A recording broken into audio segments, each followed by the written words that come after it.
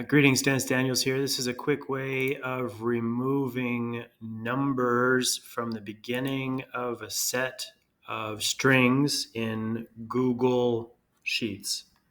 I'm going to go with Control H and going to use the regular expressions, and I will put the caret at the front and then square bracket 0 to 9 square bracket plus that should catch all of the digits, and then a period, maybe with a backslash, because a period can be considered a special character. Now that should do it.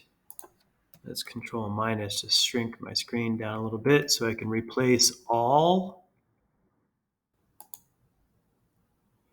And you see that it replaced it with a space.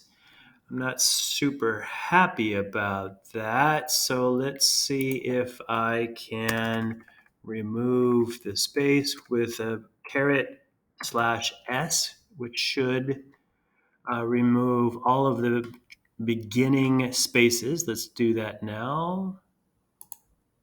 And there we go. All right, thanks for watching and happy computing.